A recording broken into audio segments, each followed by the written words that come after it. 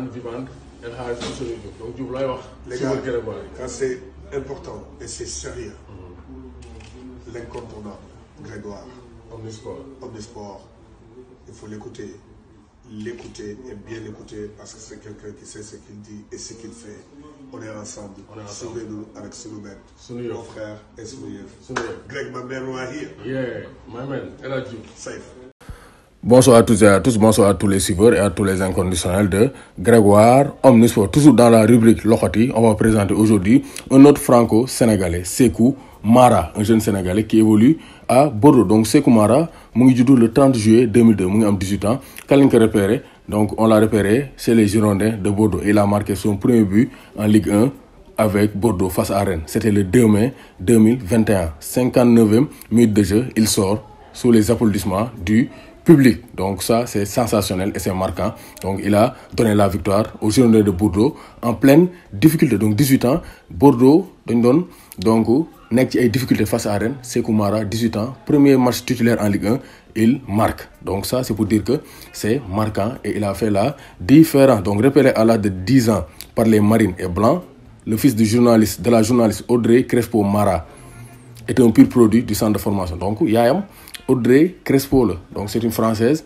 Mara mooy turu papam. Donc vraiment, donc son père c'est un homme d'affaires là. Donc c'est une histoire bien connue, celle du gamin qui brille lors de ses débuts dans le très médiatique monde du football. Donc vraiment, donc on le voit comme un futur Zidane, comme un futur Thierry Henry. Donc ça c'est très clair. Donc en effet, au-delà d'avoir inscrit brillamment son premier but en pro, Sékou Mara a offert par la même occasion une victoire capitale pour Bordeaux. Moo tax son premier but était marquant parce que Bordeaux dafa nekkoon ci ay jafe-jafe. Donc c'est un fils de la journaliste de TF1, Audrey Crespo Mara. Alors évidemment, ses moindres gestes risquent d'être scrutés parce que yaayam dafa siiw.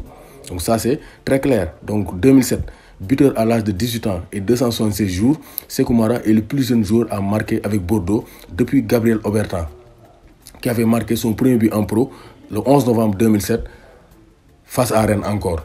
À 18 ans, 258 jours. Donc 276, 258. Donc donc ils sont proches. Donc nous repéré à l'âge de 10 ans. Ensuite, il a donc fréquenté le centre de formation de Bordeaux. À 15 ans, il décide de prendre le TGV pour le centre de formation de Bordeaux. Alors que Lyon, Monaco et Rennes, nous avons faire les yeux doux.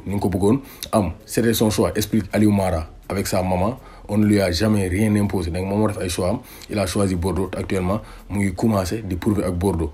Et pourtant, à ce moment-là, il y a un peu moins d'un an, AC Milan venu pour signer.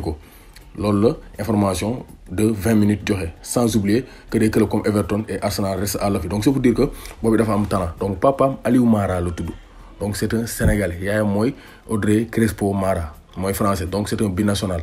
Il est grand, 1m84, 79 kg, mais très mobile, rappelle l'un de ses éducateurs. Donc attaquant complet là, moderne, comme il en existe très peu. Un attaquant rare là.